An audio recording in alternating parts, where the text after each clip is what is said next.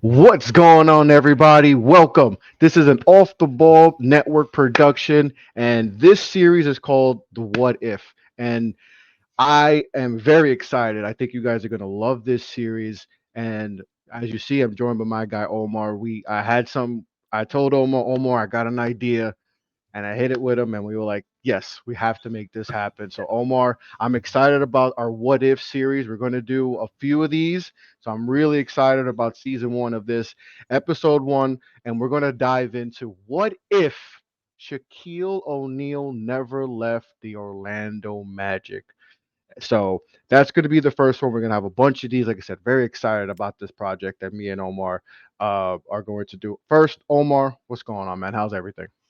What's up, Chris? Man, when you brought this up to me, I was like, yes, this is great because, you and I have been talking about thinking outside the box and not just, Hmm. talking about games and stuff like that. And when you brought the idea, I was like, yeah, this is awesome. It kind of reminded me of that Marvel What If animated series that they did on Disney Hmm. Plus, right?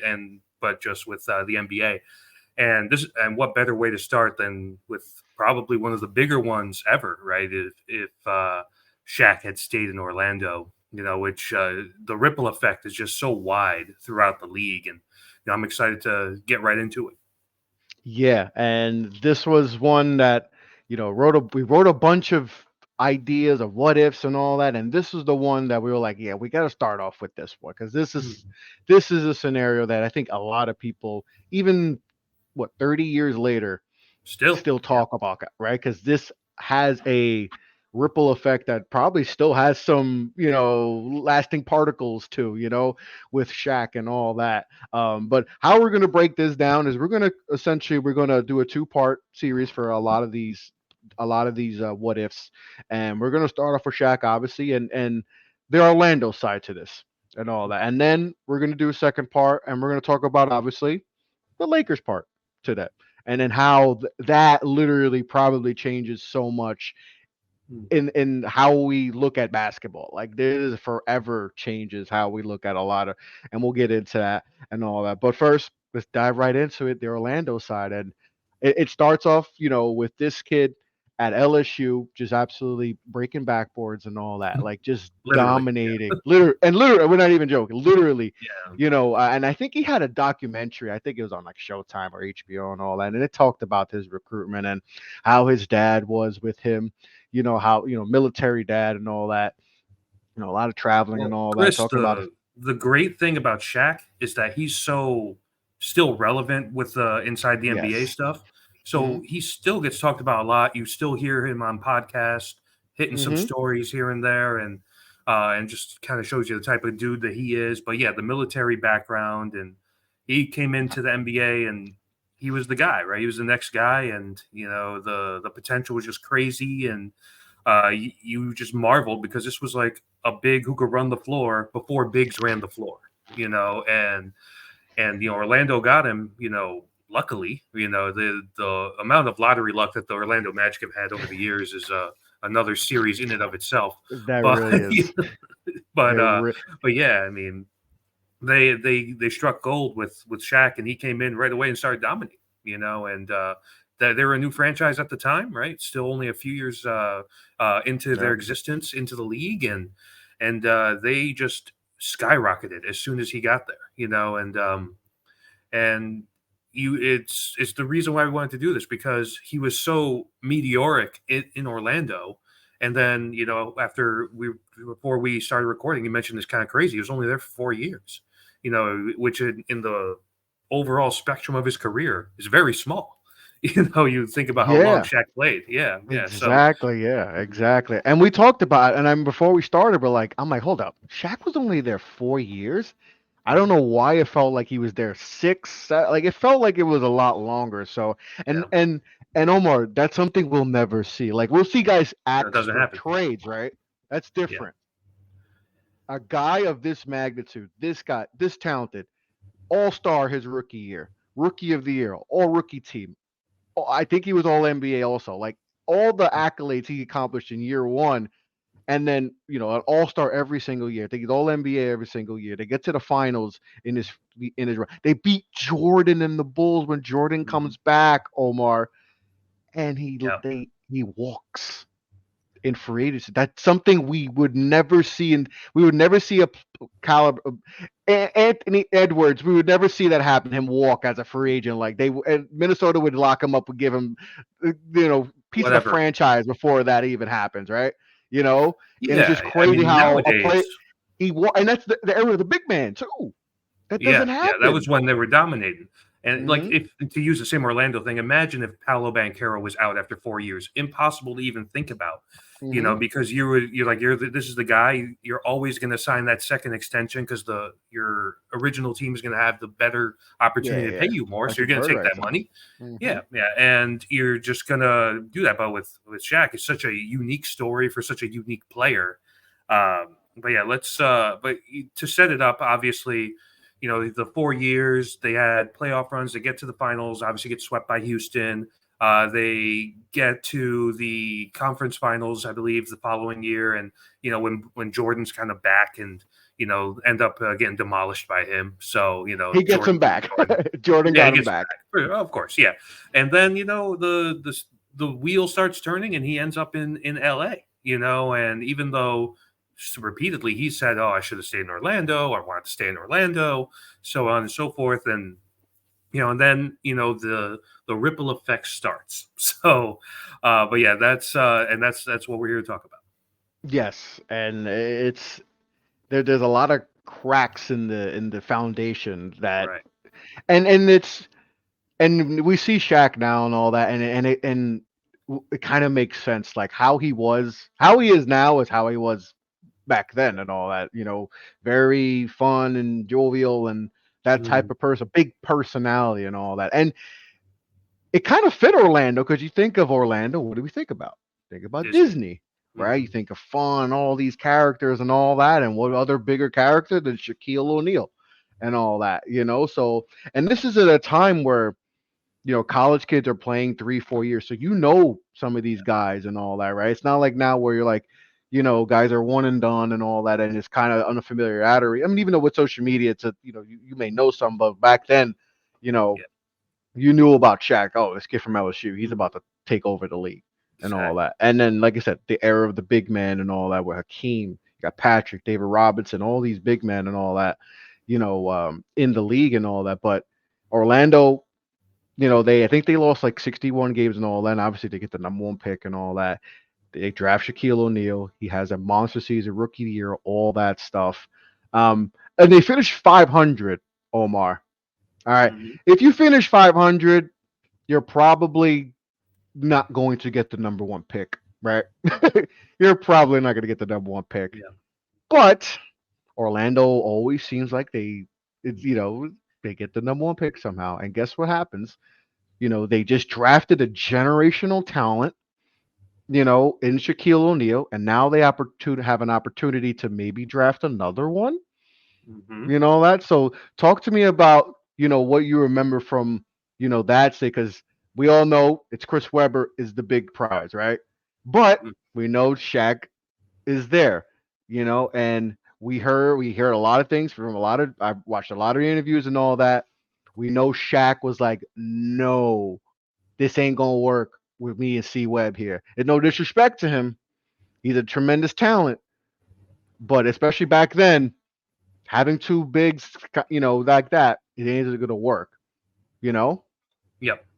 Yeah, the whole Twin Towers thing was still a few years out before Duncan Yeah, and Robinson, right? And so Shaq is on a movie, I think it was Blue Chips, Blue and Chips, yeah, yeah, yeah, they good got movie they too, got this great guy. movie. Yeah, it was a great movie. Yeah, it was a good sports movie. And they got this guy from Memphis State, is what it was called back then. Memphis Penny State. Hardaway, just tossing this dude lobs, and Shaq's like, "I want that guy." This guy is feeding me the ball. I want this guy, right? So they kind of work out this trade with Golden State, and they end up with Penny Hardaway. And what's so Chris, I'm 36 now. So when Penny got drafted, I was like 8, 9 years old and living in New York City. I obviously grew up a Knicks fan, but the amount of Penny jerseys you would see out and about, man, was just crazy. I had like everybody I, had that s- black pinstripe number one. Omar, I still have my original one from Oh, what? Right. when I was, because I'm 34, so I'm a few Yeah. years younger than you, but I still have mine in my closet. That's the first jersey I've ever got. Yeah, I feel like that was a lot of people's first jersey because Mm-hmm. the Magic brand at that point was kind of like the Raiders in the NFL in a way. Like everybody wanted their gear just because it looked sweet. Their jerseys were dope, the logo was nice, the whole thing. Yes. And Penny comes in, and you think, oh, he's this generation's Kareem has got his Magic Johnson, right? That Mm-hmm. was the stuff you were thinking about with Penny Hardaway's big guard, great handle, could pass, and he was a willing passer too, and which was ideal for Shaq because I don't need anybody taking the ball from me. Maybe he wouldn't want to play with like an Allen Iverson or something like that, right? Mm-hmm. Because he's trying to get his, understandably so. And immediately, they're just wildfire. And we were both looking some stuff up here, and while they were together, Penny's dropping almost 20 a game, 7 assists a game. Obviously, only 31% from three, but that was in the era where threes weren't as common. But still having pretty good shooting splits there, playing with Mm-hmm. Shaq. And they were a 1-2 punch, and they had all these role players around them. Dennis Scott, Nick Anderson. All these guys that just fit the mold perfectly. But those were your two guys. It was really one of the most charismatic and powerful duos of that era. Obviously, you think of Jordan and Pippen. Maybe you think of like Peyton and Kemp, in the '90s as well. Mm-hmm. But Hardaway and Shaq was just another level. Everybody was just enamored with them. Like I just remember everybody just loving it all the way around. Yeah, it was like you said. Growing up in New York, I grew up a Knicks. I had to be a Knicks fan and all that. But if I ever had the choice to root for it, it would have been Orlando. It would have been the Orlando Magic. Omar, they were just that cool of a team, especially once they got Penny. Now they essentially trying to form the new Showtime, Yeah. right? And you got the point guard, right? You got the 6'8" point. I think, and that's exactly what the Orlando was trying to envision. It's like we got our Kareem and Shaq. We got to find our Magic. Boom, blue chips happen. Shaq is like, yeah, I want him. So they were able to pull off the trade. They still wound up drafting, but then they made a draft trade Right. with Golden Golden State. State. Donnie Nelson's there, so they wound up putting the trade and all that, multiple picks involved and all that, and they were able to make it and get their point guard of the future, and things just started going for them, and they had the success and all that, and you know Penny had a great rookie season and all that. Shaq wins the is an All Star again, All NBA, all this and all that, and then that next year after that, things start taking off for them. They win 50 Yep. games and all that, and you know, Indiana team, tough Indiana team. They got humbled. They got humbled, but they get they get their wins back, big time and all that. But this I always think about the Penny and Shaq and what could have been. That's a series in itself too. That could be a show in itself, because that could have been that maybe surpass Kareem and Magic. Like it was and I could imagine it being an Orlando fan during that time, and just wondering, like, you just being in awe. You might have something, the potential dynasty there, Omar. Like it must have been so much fun to be an Orlando Magic fan when you had those two there. Yeah, and Penny mentioned this in the documentary they did for ESPN about Hmm. this team, and he was like, after he left, I saw what he was doing with Kobe. I was like, that should be me, is what he said, Yeah, I remember that. Yes, and yes, I remember yeah, that. and then you're just kind of like, you're like, yeah, that probably should have been. You should have been winning championships with him. Those are your rings to have, and make no mistake, those 3 years that he was with Shaq, Hmm. Penny became a superstar. He became Yes, he one of the was. faces of the young up and coming faces of the league, and it was on this upward trajectory. And in the Hmm. point where we were probably gonna, if he stays with Shaq, you would argue this is a guy who could have had a trajectory of a top 10 point guard of all time, if not higher. And Yep, when easily. when Shaq leaves, then some guys are just not designed to be the number one guy. Okay, Hmm. and there's nothing wrong with that. Like Scottie Pippen is one of the greatest number twos ever. there's some guys that are just number twos, and Yeah. that's okay. And Yes. Penny was an incredible number two, but he couldn't in that era, especially which was so big man dominated, be the number one, right? Because Mm-hmm. these days a guard could lead you that way, typically like a bigger wing like Penny size type. But uh, then you needed to have a big man kind of be your anchor. You mentioned Robinson and Ewing and Olajuwon and all these guys. Inside, it was an inside out game where now today's Exactly. obviously More it's of it's outside outside in. in. Mhm. Yeah. And so Penny started, crumbling under the pressure, right? It became this thing once he left, and they had their kind of headbutting with the whole little Penny ad campaign with Spike Lee, Yeah. that whole bullshit. But you know, after he left, he's taken on being the guy. So now he has to score more, and which is not really his game. He starts getting injured. The numbers dip, Mm-hmm. and he starts bouncing around the league after that. He ends up leaving Yes. Orlando, going to other teams, and I just wonder if you had kept Shaq, and because make the mistake, Shaq was still, very much barely entering the prime of his career at this point. Yes.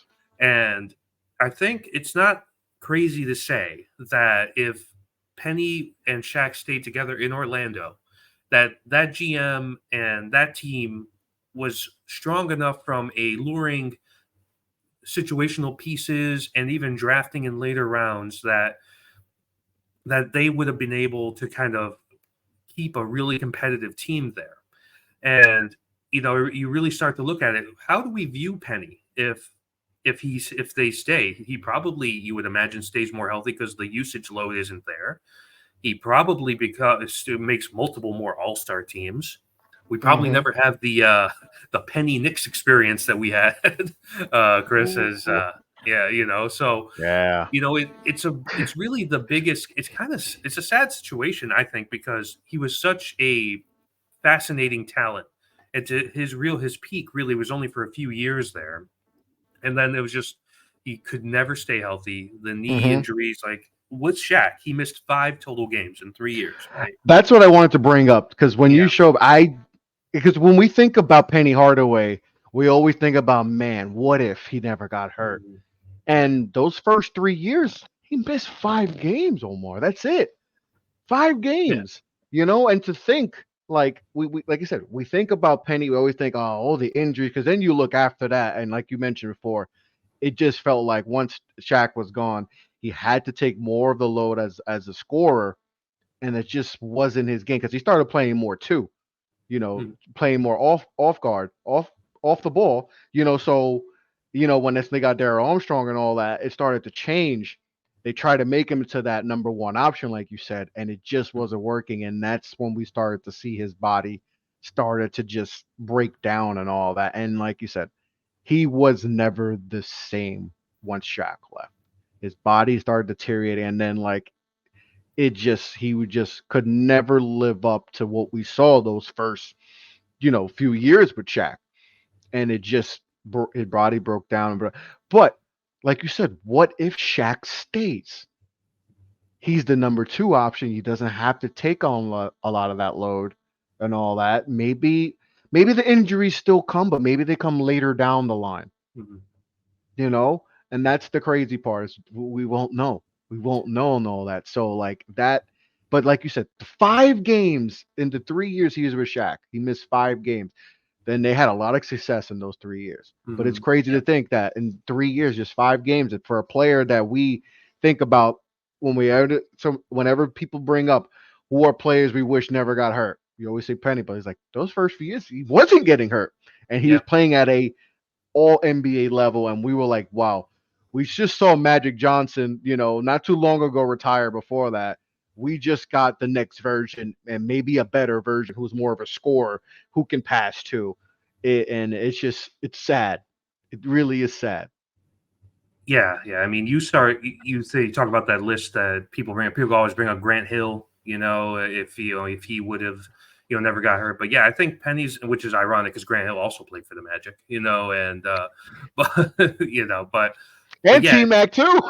yeah, Another yeah. one, like What is this? What's the deal with this franchise? exactly. But yeah, it's. you wonder, it's like, obviously, we'll in the next episode we'll talk about the Kobe element, right? But Hmm. like, does if that happens, do we start looking at Penny like we do Kobe, and do we start, having does he is he the one who gets the crazy shoe deals? Is he the one that is become like, people view him as this basketball savant or whatever? It's such a, and I just go back to the line where he's like, I saw Kobe having my career, what I should have had, and he sounds super bitter, and he should be, right? Because it was right there in front of him, early on. Hmm. It's very hard as a young player when you're the best player on your team to drag your team to the finals. And you had these two guys who were like under 25 and they were doing it. Like, you think of like the Hmm. Thunder when they did it, but mostly, you're not doing that until you're in your late 20s, Yeah. closer to 30, because you got to take your lumps, you got to figure it out, you got to learn how to win the playoffs. But here they're doing it, and they, regardless of what anybody wants to say about, not in baseball, not in basketball shape or whatever, they still took out Jordan, one of the few teams that could claim they did that in the 90s, and really the only team that could claim they did that in the 90s. Yeah. And, it's, we were robbed of a potential dynasty in the East. And, if you're a Magic fan, obviously you're going to be, upset about that because you think of what could have been, and how you could have had your team could have had your ring by now, and which would have been crazy too, unprecedented. A team Yeah. under a decade into its existence has a championship. Like, that would be crazy, Ex- Especially in And basketball, because it's hard. It's hard to be an expansion team in the NBA. It yeah, is it's probably the most difficult in any sport for an expansion team to have success. It takes a long time to develop and all that. But like you said, like with the Bulls, or do we see the Bulls win that second three-peat? so that kind of leads us into the next thing, right? Which Exactly. you think about when they left and Shaq goes out west, right? The Bulls now, like, who's their real competition? Like, at that point, you had a Knicks team that was still good. You had the Pacers who were there as well, Hmm. and you had an Atlanta Hawks team that was interesting in that era also. But you take away probably the best team that was there next to the Bulls in that era.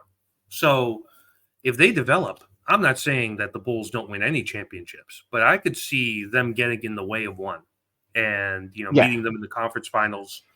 And now you think about the impact of that. Mike's whole legacy and the whole thing. Now, I'm a Jordan is the greatest of all time guy, right? I know there's a lot of LeBron guys. I don't get mad at LeBron guys because statistically he has the argument, right? But Yep. the whole premise of Jordan's folklore is 6-0, right? Six That's and the whole zero. premise. Yes. So if he doesn't have the second three-peat, how do we view that Bulls team? And we've all watched The Last Dance, right? Hmm. And that team was volatile coming into that last year.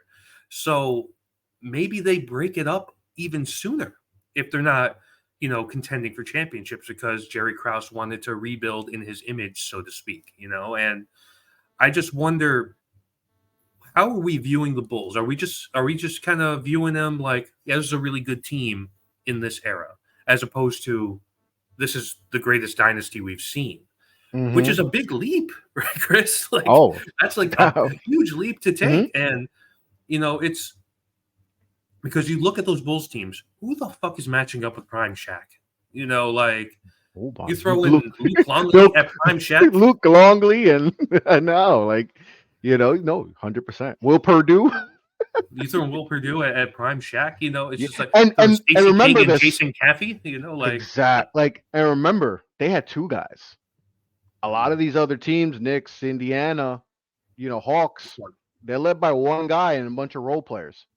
This Orlando team had two guys and positions that were that the Bulls. I mean, yeah, they had Ron Harper and all that, but Ron Harper would have had some trouble with Prime Penny and all that, because especially on both ends, you know, because Penny can guard him up, and Mhm. Benny can score, and Shaq, and just like, all right, nobody's stopping Shaq. Like for a 7 game series, how are you going to stop this man? Like it's going And to be then, tough. like, you add in the other guys, Horace Grant, Dennis Horace Grant. Scott, Yeah, even Nick Anderson to a certain extent. yeah, they got snipers. Yeah, they got guys who can hit the three. And you just wonder, like the Bulls were such a interesting dynasty because a lot of the ancillary pieces were just like, okay NBA guys, like Steve Hmm. Kerr, okay NBA guy, that kind of deal. And you just think if just Shaq is just like activating this next level that he found in LA with Penny, staying healthy and being able to, facilitate the offense. I mean, you give them a puncher's chance in a 7 game series after they've kind of taken their lumps, learned, and can kind of get over the hump because that's how the NBA works. That's Hmm. what the Bulls had to do against the Pistons. Is what the Pistons had to do against the Celtics. It's what the Celtics had to do against 76ers. It's all steps. You're climbing the ladder, and I can't. I find it hard to believe that Orlando wouldn't have figured out a way to climb the ladder had he stayed. Excuse me. Yeah, and and the Horace Grant element too is something that doesn't probably get talked about enough. And we saw that in the Last Dance, like when he went to Mhm. Orlando, he was on a mission and all that. Yeah. So that was a big factor and all that. And it's just it just makes you really think like Let Orlando me let me throw a could have been curveball that. at you, Chris. Let me Shoot, throw a shoot. curveball at you. You remember, like, there's I think a few years ago, there was like some rumor that came out that there was like a lot of talk about Jordan to the Knicks back in the day. Yeah, yeah, I remember that Yeah. rumor. Yes. Let's say Shaq stays the following year, '96, which was the Bulls' crazy, their best year, and somehow they find a way to figure it out and beat them. Does Mike say, "Fuck this, send me to New York, Team up. We think team he up with teamed up Ewing"? with someone. Team up Like with I need a Ewing big man. Like I need a big man, right? in order to Let me beat go Shaq. get I think Patrick, right? I, I never thought of that, Omar. That is a good curveball. That because I think that had some legs to it because I remember reading up on it, and then I think someone did a podcast, one of these big insiders, and they were like, "Yeah, there was some legs to that." What and like I said, there was dissension going on with the Bulls and all that. So maybe Jordan's like, you know what? Let me go team up with my boy in New York, Mhm. and maybe we see this whole teaming up thing a lot sooner than we because everyone thinks just this Then it's teaming not up a with big deal. Sabra. And it's Yeah, then not it's a not a big big deal and anymore. nobody would care because obviously we only because apparently only in today's basketball guys are teaming up and all that never happened. But like, Yeah, right. What if Jordan's like puts applies pressure and is like, you know what? Hey, I'm out. I'm gonna go to New York. I never thought of that, Omar. That's how that puts another wrinkle into this what if thing. Because like, if Shaq's It still goes in back, Orlando, he right? dominates, and they're taking away those champion that second three-peat. What if he's like, I can't win with just Scotty.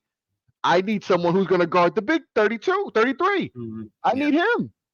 you really And think not that about it. Patrick would have stopped him, but at least Slow them he down. would slow him down. And they got Oak there too. So like, and Mhm. then Jordan, so and then yeah, I And never that's thought of another that. thing. Oakley is Jordan's guy, right? Uh huh. Like from back in when Oakley was in Chicago. The And Chicago days, yeah. yeah, that becomes the crazy thing to think about. And because like they always say, winning is the best cologne or perfume, right? Because Yep. as long as you're winning, you're going to make it work. But you really think about it. Again, this is like based on anecdotal stuff from the Last Dance. But there's some friction with him and Scotty. Obviously, he hated Kraus, and Oh yeah. it was just like this whole thing, and he just would maybe like, and if you lose one, then you say, I'm trying to win here. I can't win with this guy. I can't win with this Yeah. 22 coach. I And can't he's win a with this. legacy guy. He's a legacy guy because the only thing that matters at that point is how many chips does Jordan get. That's the only thing that matters because he did Yeah, he everything. He's wanted done he everything. wanted to be better than Kareem. He wanted to be better than Magic. He wanted to be better than Hmm. Bird. That's what he wanted. He's competitive as hell. We know that. It's just like so. The whole landscape of the Eastern Conference just could potentially shift. Like in that era after he left, Miami has a run with their Tim Hardaway, PJ Brown, Alonzo Alonzo, yeah. Mourning trio. Atlanta has a little bit of success, and this team that was going to be a juggernaut just falls back. Like Imagine if like tomorrow the Celtics are no longer a competitive team in the East. Like you're just in this situation where, now you're Milwaukee. It's like, oh man, we're good. Like we're just gonna cruise, because our biggest threat, Mm-hmm. our perceived biggest threat is now gone. And I feel like, honestly, in the East at that point, it's because they had two. Everybody else only had one main guy. And even though the Heat had three interesting players, the real guy was Alonzo Mourning, right? And like Tim Hardaway was great. Well, think about it. Charlotte and Charlotte had Alonzo and Larry Johnson, Yeah, and before that whole Alonzo messed goes to up. Yeah, Miami. and they're in that time. Yeah, before he goes there, so they had some, and then everything happened with Larry and all that. So Charlotte, then Charlotte's, right? Like that's just what and happens with Charlotte them. just does what Charlotte's been doing for the last 30 years. Right, That exactly. stays there, but it's just crazy that you add that wrinkle to it. Like, does this is Jordan the Bull for those last few years, and are the Bulls revered the way they look at? Do we get it? Do we get Well, a here's Last another Dance thing. documentary? You Like, flip there's so many that, things. or you flip that to the West, right? Let's say this happens and they get to the finals, and let's say they get the Sonics, and Sean Kemp and Gary Payton are too much for them. Do the Sonics have, their first ring since '78? And Mm-hmm. and that, or like the Jazz, even, do we not look at Yes. Stockton as Malone as the biggest? Like, would have been great if those guys won a championship, because 2 years in a row they were running the West, and they were always not quite there, and they again had an interesting team, right? And Mm-hmm. it's just like it's so many domino effect It type really is. situations with all of this, and it really starts because again, at the time when Shaq left, Penny was a better player than Kobe was in real time, right? Yeah. So your chance of winning a championship is exponentially higher. That's why it took a little bit longer to get there in LA. He Mm-hmm. had to deal with a few, road bumps because his co-star was still a young guy. The He Lakers was a hadn't been baby. good Yep. in a while.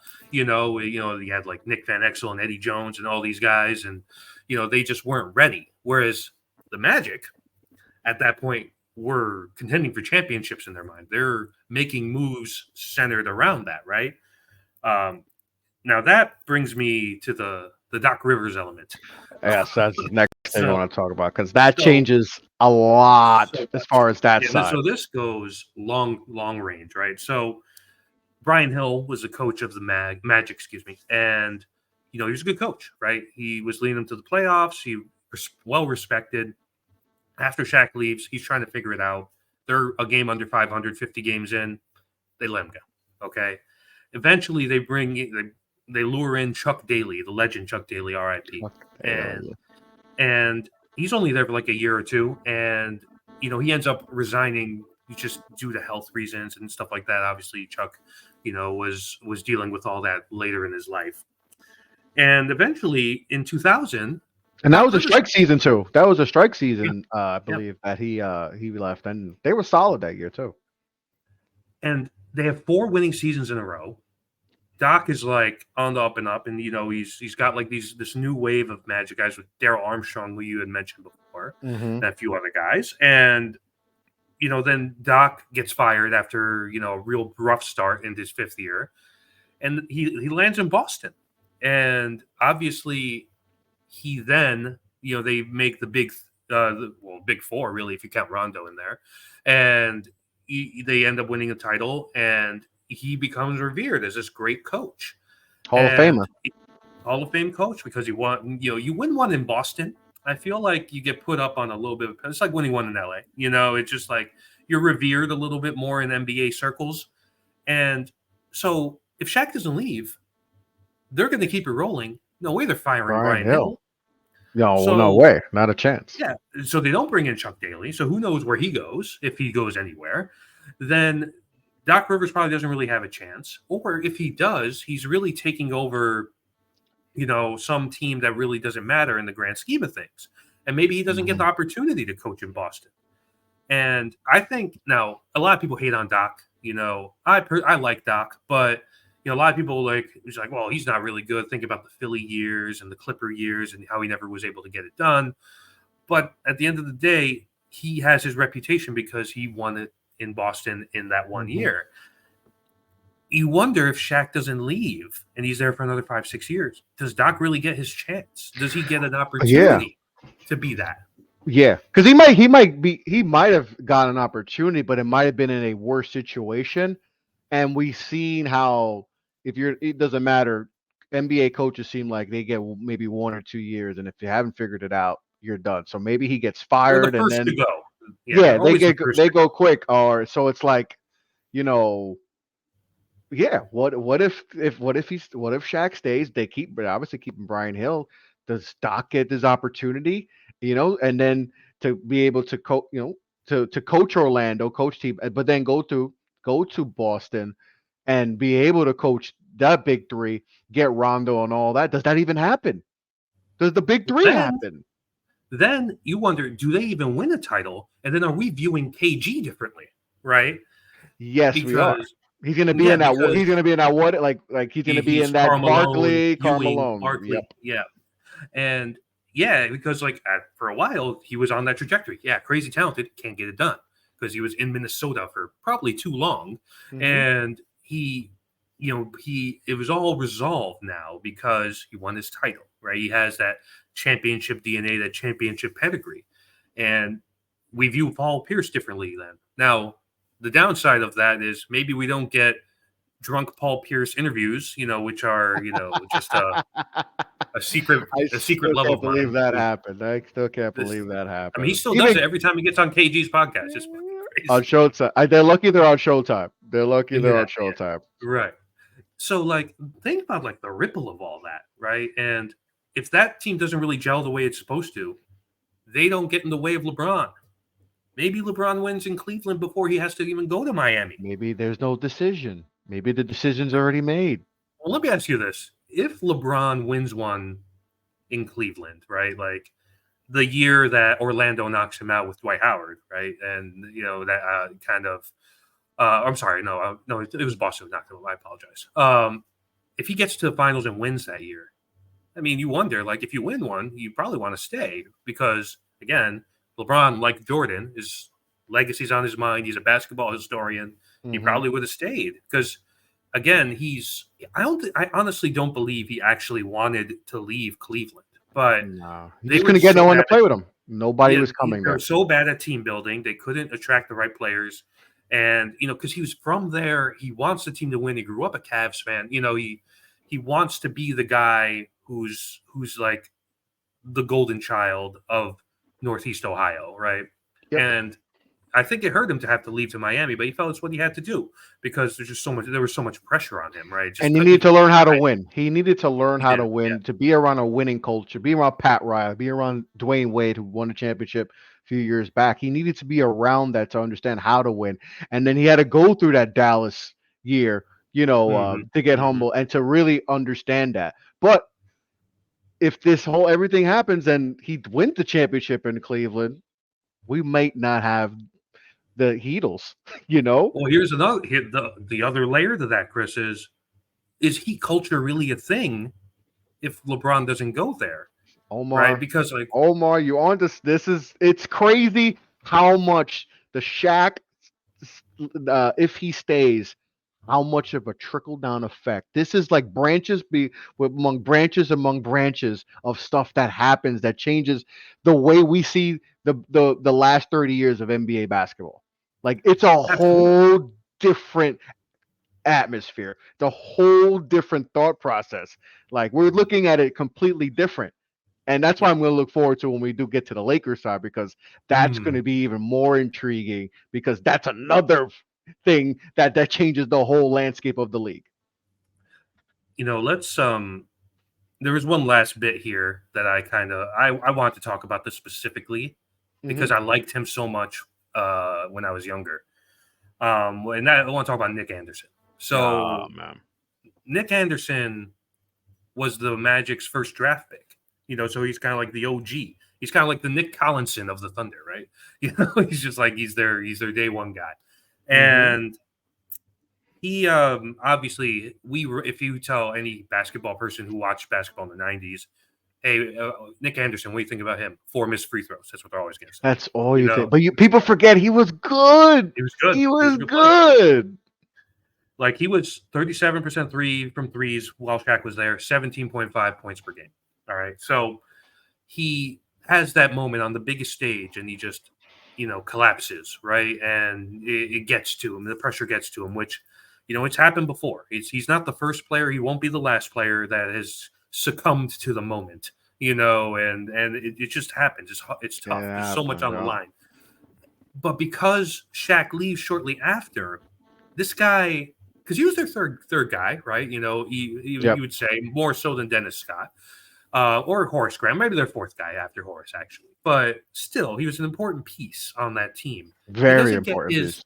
he doesn't get a chance to have his Steve Kerr moment that Steve had, in the finals with the Bulls. He doesn't get a chance, to have a J.R. Smith moment, even, where J.R. was, a big piece for the Cavs when they won their title. And you wonder, does his career shake out differently because he became so timid after that, afraid to drive it in to go to the line because it's just like a demon in his mind going to the free throw line. And, Mm-hmm. so Shaq stays. They get into more high leverage, important matchups in the playoffs, as opposed to him kind of just fading into oblivion, ends up in Memphis towards the end of his career, Yeah, and it's Sacramento, yep. Sacramento. It's just like he's just another kind of like, yeah, that guy was nice for a little bit type thing. And I'm not saying he's like a Hall of Famer or anything like that. No, If but I Shaq stays, understand. but But there's some players like that are revered. Those guys, he's John Starks. yeah, Like, a lot of these, Jamal Crawford, those guys, Lou Will who he type, reminds me of though, from the way he's viewed, is another Knicks thing. You could tell there's two Knicks fans on this fucking podcast, but it's like Charles Smith, right? Like It's very Charles Charles Smith Smith. Yes, yes. never able to shake the missing it a bunch of times at the rim, against Chicago, and 100%. Yep. that's what Knicks fans will always remember him for. Magic fans probably remember Nick Anderson most for his missed free throws. They don't remember him for being before the steal against Mike, in the playoff series. They don't remember him for all the big shots he hit along the way. They remember 20 him a as a point game. guard. Omar, Yeah, he's averaging 20 a game. that's not I, easy to I do in rounded the it all. He's NBA. 19.9 both in 92 and 93. So he's averaging 20 a game with Shaq and Penny. Like, he's a very important piece to why they got far, why they got to the finals. But like you said, if Shaq stays, those numbers, maybe not 20 a game, but he's still averaging 18, 19 a game. He gets a He's chance for redemption, right? Like Yeah. that's the Oh, big thing. yes. They run it You back, know, and he'll get mm, his, because he's not going to be a focal point. Because when yeah, Shaq leaves, now it's Penny, and Penny's getting injured now. And guess what? Now it's now Nick Anderson's a focal point, and now he's not that level of player. mhm. He's your third guy. If he's your third guy, you're in good shape. But now he has to bump up to being the two. Now Penny's hurt. Now he's bumped up to be the one, and he's just not that level of player. And now that's why we see the production go down and down and down, and then he's out of the league by 34. Yeah, you look at it, it's like I look at him and I think of like the moments the Lakers had with Derek Fisher, hitting big shots and all that during their runs. Like that's what Nick Anderson could have been, a timely big shot, open three type of situation because Penny and Shaq have so much gravity on them when they're attacking the paint. And, it's unfortunate to see that happen to players, like you see a lot of guys who just kind of become the scapegoat, because they have, a bad shooting night or just a Mm-hmm. bad moment. I mean, we mentioned J.R. Smith earlier.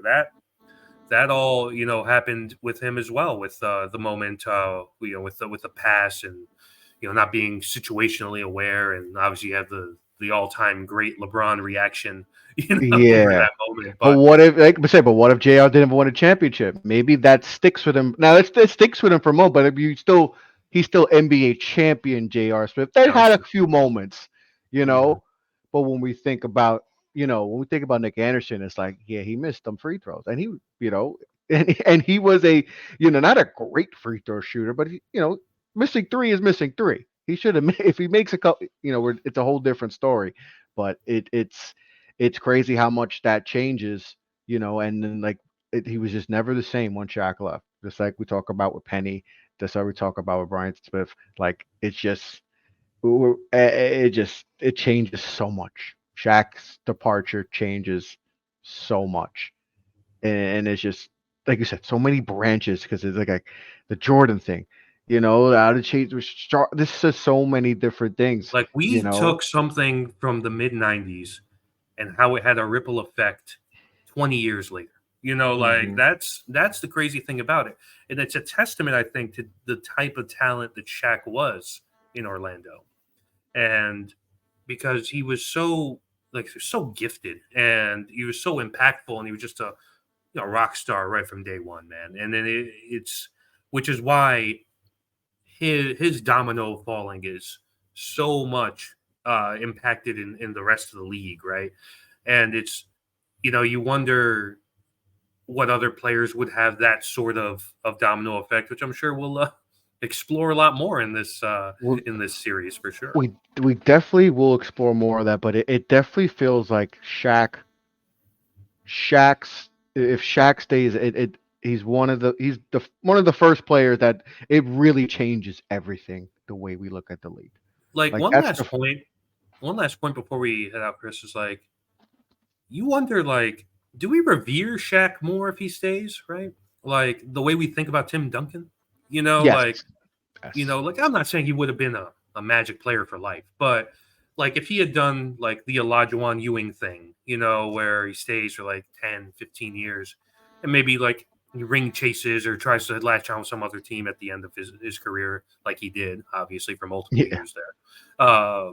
I just wonder if we kind of look at it a little differently, and we kind of like the whole rap against Shaq is like, man, he was amazing talent, but the effort wasn't there, the commitment wasn't there.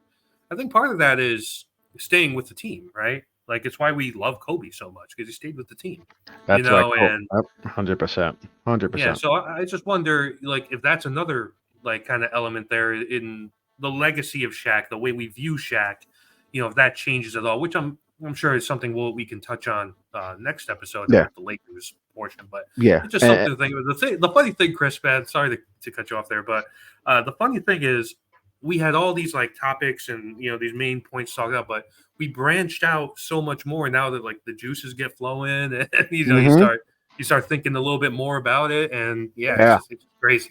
yeah. And like you said, what if he is a lifer, Orlando? Do we think about him as the undisputed greatest center of all time? Possibly, yeah. I think that helps his case to be with one team or at least for the majority of his career. Hmm. If he's Yep. there 15 years, 12, 15 years, and he has 4 rings with them, then like I said, this Shaq's departure changed the league forever, like in so many ways. And if he stays with Orlando, it changes so much more.